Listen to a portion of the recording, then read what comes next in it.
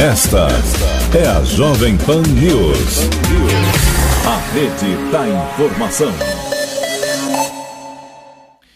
Agora 4h02, estamos de volta com Pan News e a gente fala agora sobre a reforma tributária. Para falar mais sobre as propostas que estão sendo discutidas, temos um convidado agora, é o advogado especialista em direito tributário, André Félix Ricota de Oliveira. Como vai, doutor André? Boa tarde, obrigado pela entrevista. Boa tarde, Vitor. Eu agradeço o convite. Estou à disposição de vocês.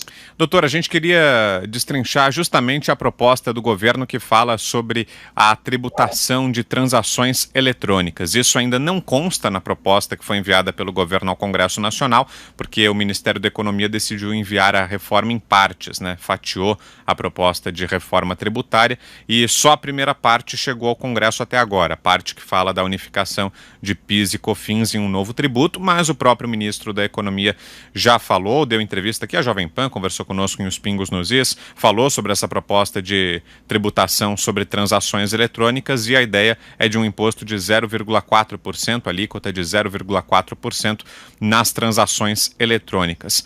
Na avaliação do senhor, é algo positivo, negativo, a chegada desse novo imposto? Como o senhor avalia? Essa proposta do ministro é muito estranha, né? Ele vem falando de reforma tributária, mas a gente não vê nada de reforma. A gente vê mudanças tímidas, né? Que não vão melhorar a tributação do país. Eu acho que falar de reforma tributária antes de falar de uma reforma administrativa não tem resultado algum. Essa nova CPMF que estão dizendo que vai ser instituída, né? Que ninguém sabe as bases, quais serão efetivamente, né? Que ainda não foi apresentada a proposta, como você bem disse, se serão sobre os pagamentos realizados através de cartões, através de máquinas, através de pagamentos eletrônicos ou digitais, ou se será uma base de cálculo maior ainda, né? Será sobre movimentações financeiras, como a antiga CPMF, e mais pagamentos, né? É esquisito isso, porque a justificativa do governo é criar esse novo tributo, né? Eu não sei se vai ter imposto ou contribuição, né? Tem esse detalhe também que é muito importante nós sabermos, para desonerar a folha de salário. Só que se nós lembrarmos da antiga CPMF, não era um tributo que arrecadava muito, arrecadava em média de 20 bilhões por ano, né? Desde 94, que ela foi instituída, até 2007, ela arrecadou em torno de 200 e poucos bilhões de reais. E se nós pegarmos as contribuições que incidem sobre a folha de salários, né? Elas arrecadam por ano em torno de 380 bilhões de reais. Então, quanto que vai desonerar a folha de salários, né, as contribuições sobre a folha de salários, com esse novo tributo, né, que é o que o governo vem vendendo? Então, eu acho mais, a gente tem que, lógico, aguardar a proposta, mas eu acho que não é cabível nesse momento. Porque quer queira, quer não, esse novo tributo, essa nova CPMF, que eles não querem dar esse nome até por causa que não era bem vista no passado, vai onerar ainda mais a tributação sobre o consumo. Se for um imposto sobre pagamento, toda vez que você consumir algo, um bem, um serviço, vai incidir esse novo tributo. Então, cada vez mais vai onerar a tributação sobre o consumo, que não é o ideal no Brasil, né? Nós temos uma tributação sobre o consumo muito alto, né? Nós temos uma das maiores tributações sobre o consumo no mundo, né? A nossa média é muito maior que dos países da OCDE. É bom sempre lembrar que o direito tributário, né, a tributação é uma forma do governo arrecadar, mas no Brasil nós temos uma peculiaridade. O direito tributário, nós temos o Sistema Tributário Nacional, que está na Constituição Federal, que estabelece princípios e regras de tributação. E um dos princípios mais importantes em matéria tributária é o princípio da justiça fiscal, que ele é defendido, né, ele é guardado pelo princípio da igualdade e o princípio da capacidade contributiva. Então, toda vez que for fazer uma reforma tributária, trazer mudanças tributárias, a gente tem que observar esses princípios. O da capacidade contributiva, quem tem mais deve contribuir mais, quem tem menor capacidade econômica deve contribuir menos. E nesses projetos, né, de reforma do governo, nós não vemos esses princípios serem observados. Cada vez mais nós vamos aumentando a tributação sobre o consumo, e ainda numa época de crise, né, uma época de pandemia, uma crise sanitária e uma crise econômica. Então não é vista como bons olhos, não, essa criação desse novo tributo. Ô doutor, e já dá para saber, pela primeira definição que foi divulgada pelo governo, por essas primeiras informações que têm sido divulgadas, já dá para saber onde seria a incidência dessa nova CPMF ou desse imposto sobre transações eletrônicas? Exatamente em que momentos pagaríamos esse imposto? Então, essa nova contribuição, a antiga CPMF já tinha esse problema, não é um tributo muito transparente. Vai até de encontro à primeira proposta apresentada pelo governo, né? O governo, com a apresentação da CBS, uma das alegações desse novo tributo, que seria importante para o Brasil, seria a transparência na tributação. Essa nova contribuição, que nós não temos a proposta efetiva, né? A gente tem informações através da mídia, a gente não sabe se vai ser sobre os pagamentos eletrônicos, se o consumo dos meios digitais, ou se vai ser a antiga CPMF, que será sobre movimentações financeiras na sua conta corrente ou na sua conta poupança. Se for sobre movimentações financeiras, é a antiga CPMF. Se quer alargar a base de causa, será sobre pagamentos realizados em cartão de crédito, débito, meios digitais. Então, a gente vai ter um alargamento da base de cálculo, mas também vai ocorrer muita bitributação, se for sobre pagamentos. Por exemplo, eu comprei algo no meu cartão de crédito. Vai incidir o novo tributo. Aí eu vou pagar a conta do meu cartão de crédito, que já tem aquele algo que eu já paguei no cartão de crédito. Vai incidir de novo o tributo. Então, a gente tem que saber como que vai ser efetivamente a incidência dessa nova tributação. É só com o projeto efetivamente apresentado, que eu acho que não está pronto ainda, né? Porque o governo, cada hora é uma coisa. Você falou a alíquota de 0,4%, nós já vimos falar de alíquota de 0,2%, então nós não sabemos ainda o que vem efetivamente. Mas é que vem algo que vai onerar o consumo, que é um problema no país, né? Países subdesenvolvidos tributam muito o consumo, aonde as pessoas com menor capacidade contributiva, as pessoas de classes econômicas inferiores, proporcionalmente, pagam mais tributos. Sofre maior o ônus financeiro da tributação. Países desenvolvidos privilegiam a tributação sobre a renda, sobre o patrimônio, para fazer uma justiça fiscal. Quem tem muita renda, quem tem rendas maiores, contribui mais. Quem tem rendas menores, contribui menos. Então, cada vez mais o governo está tributando sobre o consumo. É a CBS, agora é a nova CPMF, que é tudo sobre o consumo. Então, proporcionalmente, quem ganha um salário mínimo por mês, se a gente for considerar, né, que cada instituto estabelece um percentual, mas vamos considerar que a nossa tributação sobre o consumo é de 50%. Agora, com essa nova CPMF, vai subir um pouco. Vai para 50,4%, 50,2%. Então, uma pessoa que ganha um salário mínimo, vamos supor, R$1.000, de tributo, ela contribui com R$500. Uma pessoa que ganha R$100.000 por mês, vamos supor que ela consuma R$50.000 do seu salário. De tributo sobre o consumo, ela gasta R$25.000. 25% do seu rendimento. 25% do seu salário, dos seus ganhos. Então, você vê que a tributação sobre o consumo é uma tributação injusta, que prejudica, lógico, o consumo, que é importante nessa época de crise, a gente incentivar o consumo, né, para a economia girar, para enriquecer a economia, ter uma retomada da economia, gerar empregos.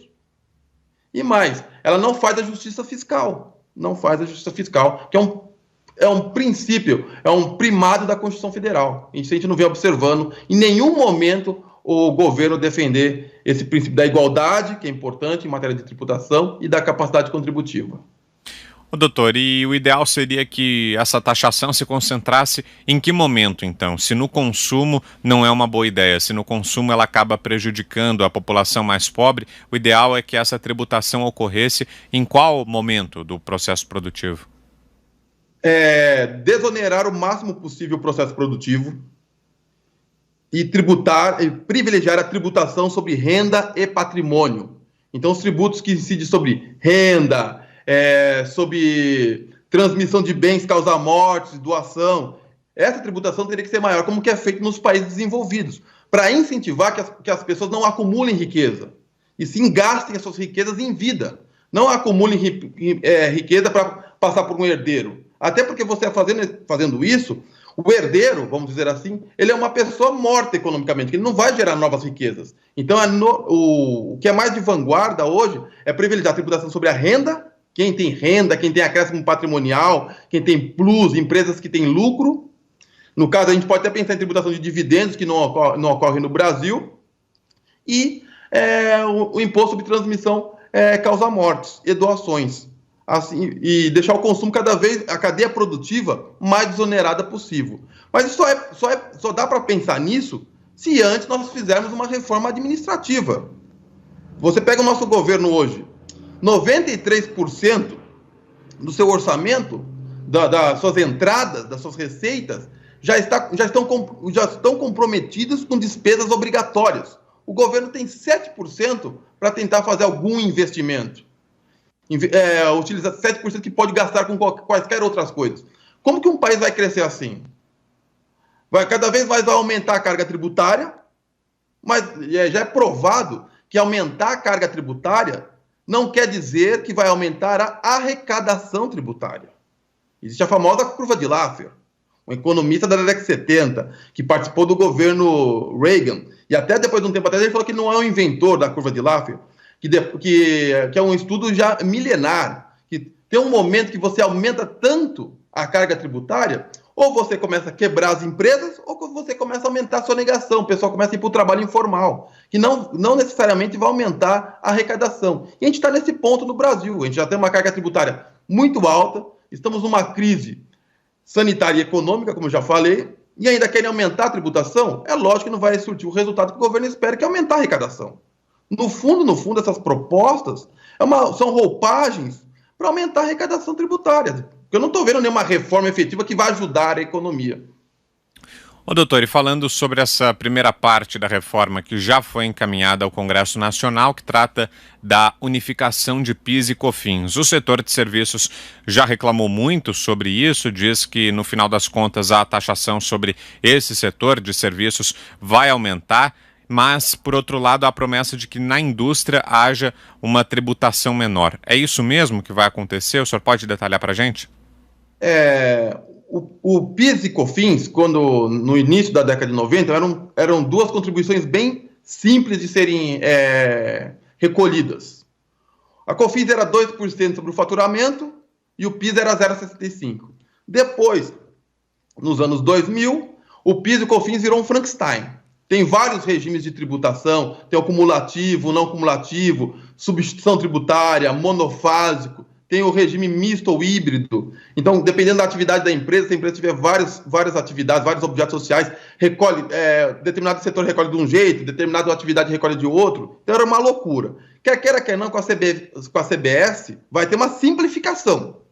Nós teremos só o não cumulativo, aí o cigarro e o combustível vai ficar no monofásico e as instituições financeiras vão ficar no cumulativo.